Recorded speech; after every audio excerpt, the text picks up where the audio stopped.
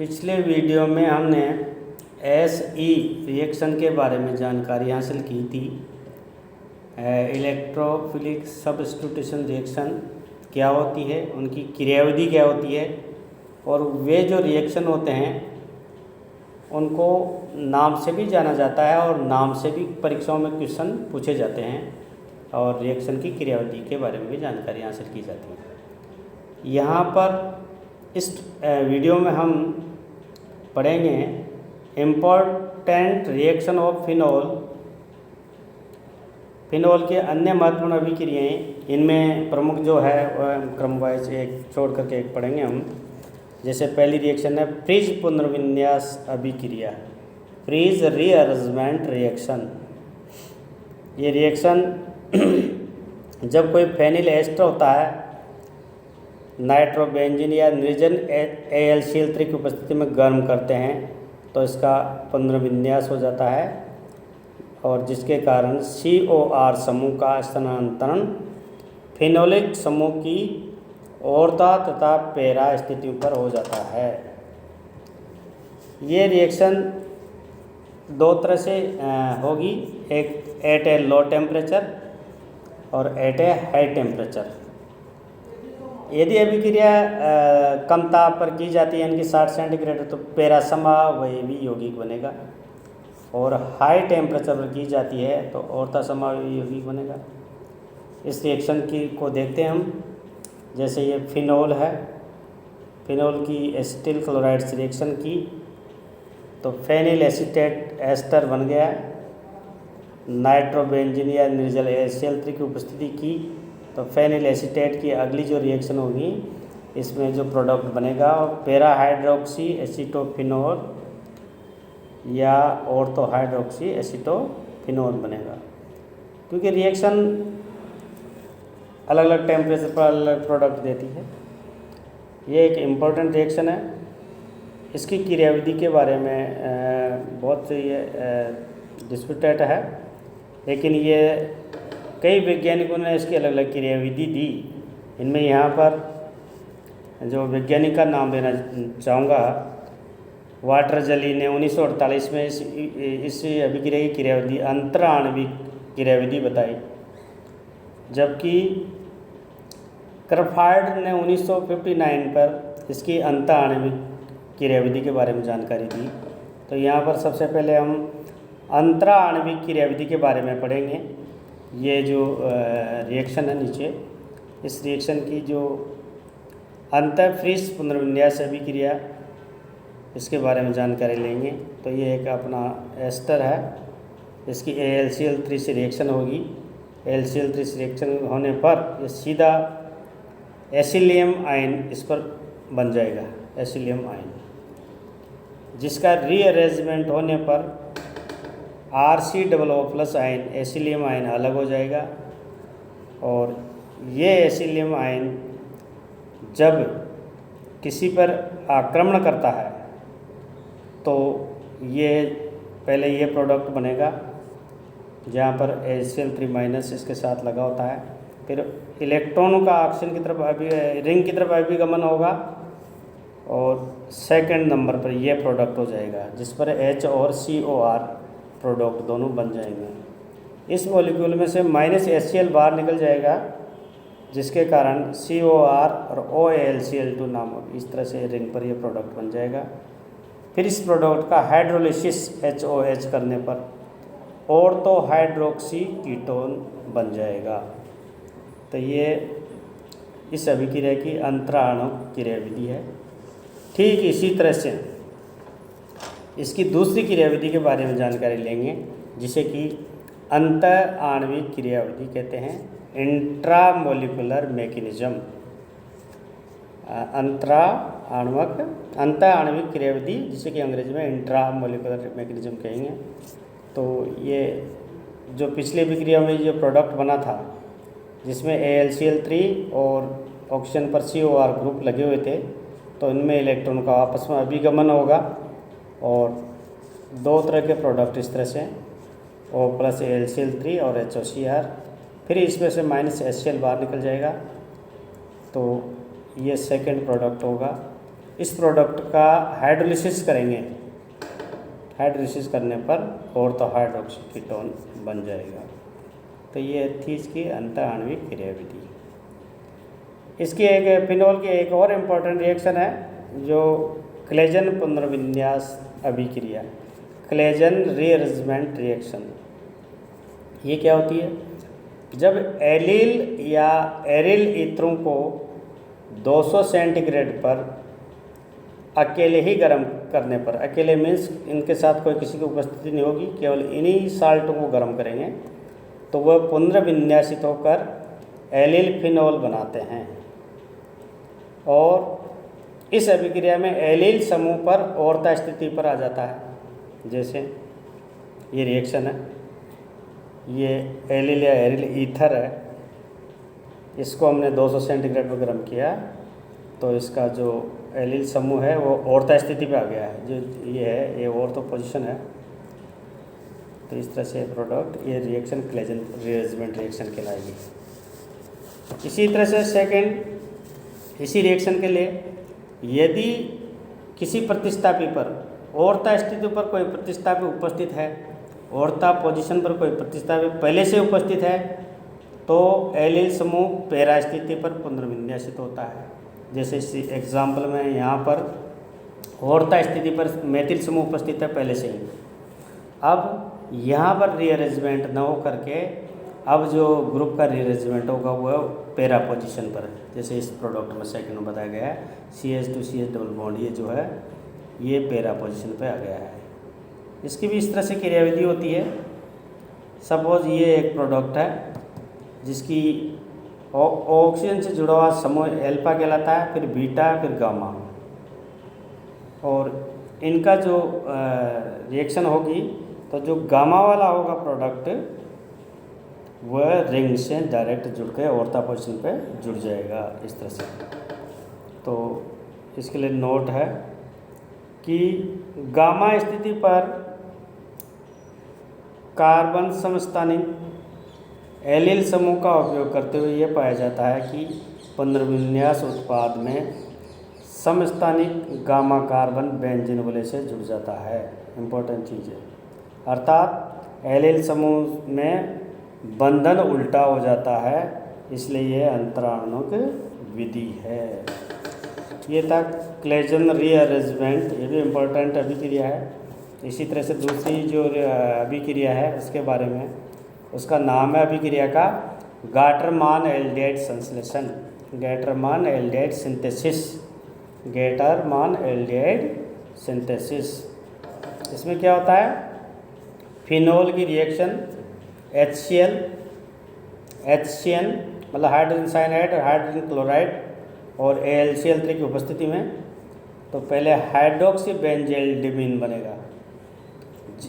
इस हाइड्रोक्सी बेंजोल्डिमीन का जल अपघटन करते हैं तो पैरा हाइड्रोक्सी बेंजोल्डाइड बन जाता है, जो मुख्य उत्पाद होता है। इसको रिएक्शन में देखें, ये फिनोल है, इसकी रिएक्शन HCl और HCN से करवाई, AlCl3 की उपस्थिति की, तो ये जो सेकंड प्रोडक्ट बना है इसको पैरा हाइड्रोक्सी बेंजोल्डिमीन कहते हैं। इसका जल अपघटन करते हैं तो अमोनिया का मोलिक्यूल बाहर निकल जाएगा, तो पैरा हाइड्रोक्सी बेंजोल्डाइड नामक प्रोडक्ट बन गया है। तो ये रिएक्शन कहलाती है गाटरमान एल्डिहाइड संश्लेषण, क्योंकि इसमें एक एल्डिहाइड का संश्लेषण हो रहा है। नेक्स्ट इंपॉर्टेंट रिएक्शन है हाबेन-हास अभिक्रिया। ये भी इम्पोर्टेंट रिएक्शन है क्योंकि इस अभिक्रिया में दो OH समूह के मध्य कार्बोनिल समूह का प्रवेश होता है। कार्बोनिल मीन्स CO समूह का प्रवेश हो जाता है। वो कैसे होते हैं? दूसरा, वे पोलोहाइड्रोक्सीफिनोल जिनमें OH समूह एक दूसरे की तुलना में मेटा स्थिति पर उपस्थित होते हैं, ऐसे जिनके मेटा स्थिति पर उपस्थित होते हैं तो उन्हीं में ये अभिक्रिया होगी। तो ऐसे फिनोल लेंगे जिन पर पोलोहाइड्रोक्सीफिनोल जो OH समूह एक दूसरे के मेटा स्थिति पर उपस्थित है। जैसे उदाहरण के लिए पहले हमने पोलोहाइड्रोक्सीफिनोल लिया, उसकी RCN से रिएक्शन करवाई, RCN से एल्काइल साइनाइड से HCl की उपस्थिति में निर्जल ZnCl2 या AlCl3 करके तो कीटीमीन हाइड्रोक्लोराइड बन गया। जल अपवर्तन किया भाप के साथ में, तो फिनोल के एसिल व्युत्पन्न या पॉलीहाइड्रोक्सी एरोमेटिक कीटोन बन जाते हैं, जिनका कि एसिल समूह RCO समूह प्रवेश करने पर OH समूह के औरता स्थिति पर आ जाता है और इस तरह से अन्य प्रोडक्ट बन जाता है। तो ये रिएक्शन में हम देखेंगे, ये रिसोर्सिनॉल है जिसमें दोनों OH समूह, रिसोर्सिनॉल जिनमें दोनों OH समूह मेटा स्थिति पर है और इसकी रिएक्शन करवाएं CH3CnHCl और निर्जल HCl3 की उपस्थिति में, तो ये प्रोडक्ट बन गया। इसका फिर गर्म करके हाइड्रोलिसिस किया तो सेकंड जो प्रोडक्ट है 2,4 हाइड्रोक्सी एसीटोफिनोन बन गया, ये सेकंड प्रोडक्ट है। इसी का एक और एग्जांपल लें, सपोज जैसे आर्सिनोल है, आर्सिनोल में 2 और 6 नंबर पर OH समूह है और CH3 समूह पर और तो पैरा पोजिशन पर CH3 समूह है। इसकी उसी तरह से रिएक्शन कराई तो पैरा पोजिशन पहले से भरी हुई है, तो इस कारण से इस पर जो CO समूह होगा वह इनके बीच में यहाँ पर और दोनों OH समूह के बीच में H3CO समूह प्रवेश कर गया, 2,6 हाइड्रोक्सी 4 मेथिल एसीटोफिनोल बन चुका है। यानी कि इस रिएक्शन में दो OH समूह के मध्य में कार्बन समूह का प्रवेश हो जाता है। हावेनहाउस नाम वैज्ञानिक ने इसको दिया था, इसलिए इसका नाम ये रखा गया है। एक और इम्पोर्टेंट रिएक्शन है लेडरर मेनासे अभिक्रिया। ये अभिक्रिया तनु अम्ल या तनुक्षार की उपस्थिति में फिनोल के उपस्थिति में होती है, या इसको कहते हैं फिनोल का संघनन H फॉर्मल्डिहाइड के द्वारा, फिनोल का संघनन फॉर्मल्डिहाइड के द्वारा। मुख्य जो उत्पाद होता है इसमें पैरा हाइड्रोक्सी बेंजिल एल्कोहल बनता है मुख्य रूप से, ऑर्थो हाइड्रोक्सी बेंजीन एल्कोहल भी बनता है लेकिन कम मात्रा में बनता है। तो ये हमने लिया यहाँ पर फिनोल की फॉर्मल्डिहाइड से रिएक्शन कराई और सोडियम हाइड्रोक्साइड लेंगे या फिर HCl लेंगे, या तो अम्ल की उपस्थिति में करवाएंगे या क्षार की उपस्थिति में कराएंगे। ये अभिक्रिया बहुत धीमी गति से होती है, लगभग इस अभिक्रिया को पूरा होने में 6 दिन लग जाते हैं इसको। अब इसमें जो मुख्य उत्पाद बन गया ये है ऑर्थो पैरा हाइड्रोक्सी बेंजील एल्कोहल, ये मुख्य है, बाकी और तो भी बनता है। इसकी क्रियाविधि को अगर समझना चाहें तो इसकी क्रियाविधि भी 2 प्रकार की होगी, क्योंकि ये अम्ल की उपस्थिति में भी होती है और क्षार की उपस्थिति में भी होती है। तो सबसे पहले अम्ल की उपस्थिति में इस उत्प्रेरित क्रियाविधि के बारे में जानकारी लेंगे। ये फिनोल है, ये फॉर्मल्डिहाइड है, तो इसका प्रोटोनीकरण हो जाएगा। प्रोटोनीकरण होने पर इसमें इस तरह से CH2 डबल बॉन्ड OH और या CH2H इस तरह से ये फॉर्मल्डिहाइड का प्रोटोनीकरण होगा। अब ये जो प्रोटोनीकृत फिनोल पर अटैक करेगा, ये CH2OH सेकंड नंबर पर, और जो एकाकी ऑक्सीजन पर एकाकी इलेक्ट्रॉन युग्म वो रिंग की तरफ बढ़ेंगे और इस तरह से सबसे पहले ये अस्थायी कंपाउंड बनेगा, CH2OH और H आपस में जुड़ जाएंगे और इस प्रोडक्ट में से -H+ बाहर निकल जाएगा, तो ये हमारा मुख्य उत्पाद ऑर्थो या पैरा बन जाएगा।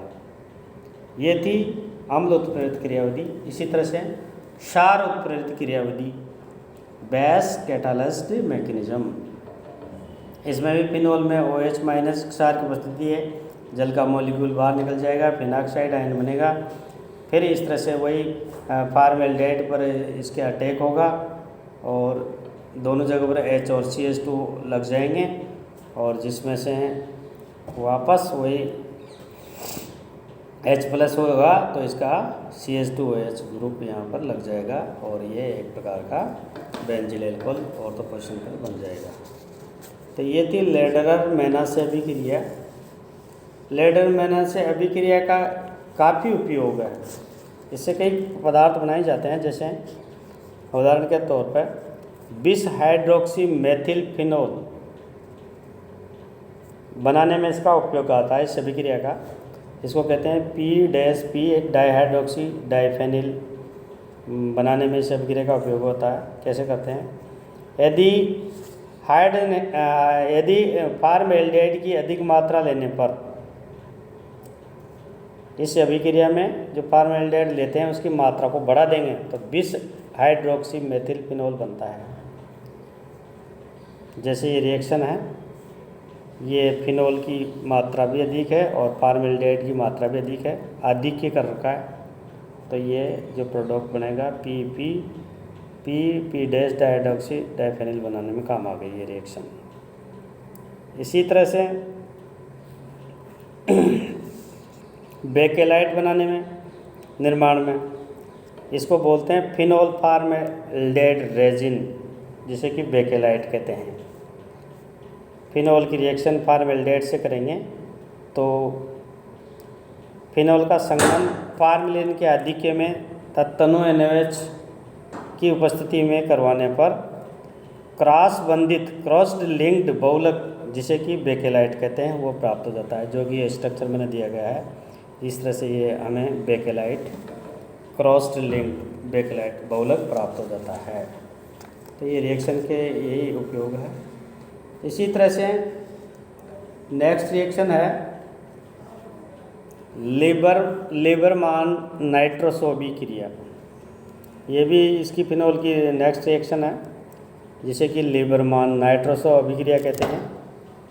इस अभिक्रिया में फिनोल की रिएक्शन कंसनट्रेट H2SO4 NaNO2 से करवाते हैं फिनोल की, तो लाल भूरे रंग का विलयन प्राप्त होता है। फिर आगे ये विलयन थोड़ी देर बाद में हरे नीले रंग में परिवर्तित हो जाता है। फिर अधिक मात्रा में अगर जल मिलाते हैं तो फिर लाल रंग में परिवर्तित हो जाता है, और फिर इसमें सोडियम हाइड्रोक्साइड मिलाते हैं तो नीले रंग में परिवर्तित हो जाता है। इनके फिनोल का परीक्षण है एक इम्पोर्टेंट, तो इसको रिएक्शन को देखे जा सकते हैं। ये फिनोल है, नाइट्रस हमने मिलाया तो पेरा नाइट्रोसोफिनोल बन गया और पैराक्विनोल मोनोऑक्सिम बन गया, जो कि भूरा लाल रंग का होता है।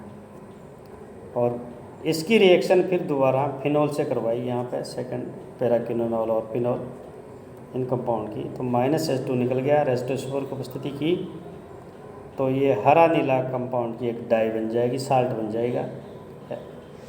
और हरे नीले कलर में जिसको कि इसको एंडोफिनोल मोनोसल्फेट कहते हैं, इसमें एक्सेस मात्रा में, अधिक मात्रा में जल मिलाया जाता है।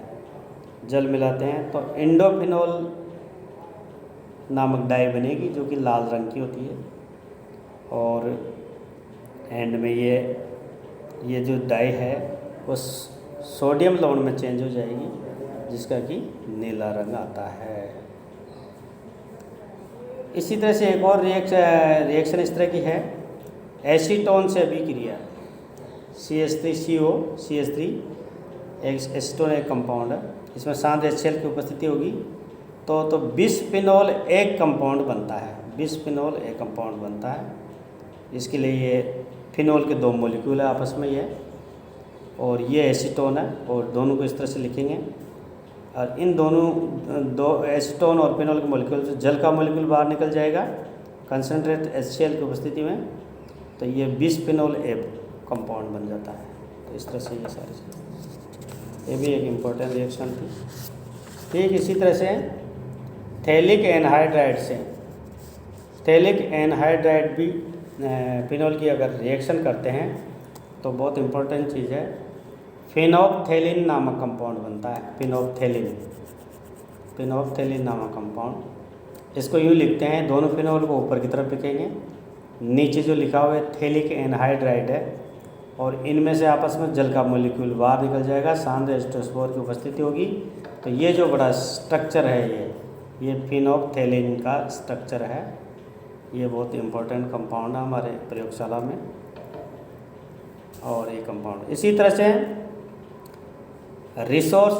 रिसोर्सिनॉल जो है उसकी अगर थैलिक एनहाइड्राइड से क्रिया करवाई जाती है तो फ्लोरोसिन नामक कंपाउंड बनता है। और जो क्षारीय माध्यम में हरा पीला चमकीला विलयन बनाता है। तो ये इस तरह से ये रिसोर्सिनॉल के 2 मॉलिक्यूल है और ये थैलिक एनहाइड्राइड्स के साथ इसकी अभिक्रिया करी तो ये जो बड़ा स्ट्रक्चर है इसमें से मॉलिक्यूल जल का निकलने के बाद में फ्लोरोस्टीन बन जाता है और जो कि क्षारीय विलयन में पीला चमकीला दिखाई देता है। और फिनोल की और एक और रिएक्शन है वह है युग्मन अभिक्रियाएं, कपलिंग रिएक्शन। फिनोलिक समूह के कारण बेंजीन विलयन सक्रियता से हो जाती है जिसमें डायजोनियम लवण के साथ युग्मन अभिक्रिया संपन्न होती है और एजो यौगिक बनाते हैं। जैसे ये है, ये फिनोल कंपाउंड है, रिएक्शन में देखो, और ये C6H5N2Cl, ये जो बेंजीन देंगे ये एजो साल्ट है। इसकी दुर्बल HCl या क्षारीय विलयन की उपस्थिति में अभिक्रिया कराई जाती है तो पैरा हाइड्रोक्सी एजोबेंजीन नामक कंपाउंड बन जाता है किसी है ना। और इस युग्मन क्रिया में दुर्बल क्षारीय माध्यम में क्षार की उपस्थिति में फिनोल का परिवर्तन फिनोलेट आयन में हो जाता है जिससे इसकी सक्रियता बढ़ जाती है। इसलिए ये युग्मन अभिक्रिया संपन्न हो जाती है। इसकी जो क्रियाविधि है वह ये है, फिनोल की क्षारीय NaOH की उपस्थिति में -H2 मॉलिक्यूल बाहर निकलेगा, NaO- ये साल्ट बन जाएगा जिसकी डायजोनियम साल्ट के साथ रिएक्शन कराएंगे तो आपस में अभिगमनित इलेक्ट्रॉन रिंग की तरफ बढ़ेंगे और -H+ निकलेगा और H+ जुड़ेगा इसके साथ में, जिसके कारण ये एक लास्ट में दोनों के बीच में कपलिंग हो जाएगा, युग्मन हो जाएगा, साल्ट बन जाएगा। ये थी इसकी कपलिंग रिएक्शन। इसी तरह से इसके लास्ट रिएक्शन है आक्सीकरण अभिक्रिया, फिनोल की आक्सीकरण अभिक्रिया। हम जानते हैं कि फिनोल जो समूह है वह शीघ्रता से आक्सीकृत होने वाला समूह है। ये वायुमंडल की ऑक्सीजन द्वारा आसानी से आक्सीकृत हो जाता है और इसका खुद का जो रंग होता है वो लाल गुलाबी अथवा भूरे रंग का हो जाता है। इसमें क्विनोनॉल और फिनोक्विनोन नामक कंपाउंड होते हैं। जैसे ये फिनोल की रिएक्शन है, ऑक्सीजन में छोड़ी तो ये पैराक्विनोनॉन बन गया, इसमें फिर फिनोल मिलाया तो ये फिनोक्विनोन बन जाता है। तो ये बहुत इम्पोर्टेंट, दोनों कंपाउंड बहुत इम्पोर्टेंट है क्विनोन और फिनोक्विनोन, क्योंकि जो फिनोल का जो कलर होता है जो गुलाबी लाल वह इन्हीं दोनों की वजह से दिखाई देता है। एक और ऑक्सीकरण है, फिनोलिक समूह को रक्षित प्रोटोट करके यौगिक का ऑक्सीकरण करते हैं। जैसे पैराक्रिसोल से पैराहाइड्रोक्सी बेंजोइक अम्ल में, ये पैराक्रिसोल है, इसका एसिटिल क्लोराइड से किया और COCH3 समूह लग गया। फिर केमोनोफोर इसमें ऑक्सीकारक के रूप में उपयोग किया तो ये पैराहाइड्रोक्सी और ऑर्थोहाइड्रोक्सी बेंजोइक एसिड बन गए अगर ये दोनों ऑक्सीकारक लिया। तो एक लास्ट इसका परसल्फेट ऑक्सीकरण, ये परसल्फेट ऑक्सीकरण भी इम्पोर्टेंट है क्योंकि इसमें क्या होता है कि OH समूह की संख्या बढ़ जाती है। परसल्फेट की उपस्थिति में किसी भी फिनोल की ऑक्सीकरण कराया जाता है तो एक OH से 2 हो जाते हैं, 2 से इस तरह से इनकी संख्या बढ़, जैसे इस एग्जाम्पल से पता चलेगा। फिनोल है K2H2O8, पोटेशियम परसल्फेट के साथ उपस्थिति में इसका ऑक्सीकरण किया, क्विनोनॉल बन गया जिसमें कि 2 OH समूह हैं, यानी कि एक OH समूह बढ़ चुका है। इसी तरह से ये कंपाउंड है जिसमें एक OH समूह है, K2Cl2 की स्थिति में मतलब इसका ऑक्सीकरण किया तो इसमें 3 OH समूह हो गए, यानी कि 4 मेथिल केटिकोल बन गया, यानी कि जो हाइड्रोक्सी समूह की संख्या 1 से 3 हो गई है। अतः ये परसल्फेट द्वारा ऑक्सीकरण है। इस तरह से संपूर्ण फिनोल आज यहाँ पर बिल्कुल समाप्त हो चुका है, इसकी सारी रिएक्शन खत्म हो चुकी है। सभी को एक बार पुनः बहुत बहुत धन्यवाद।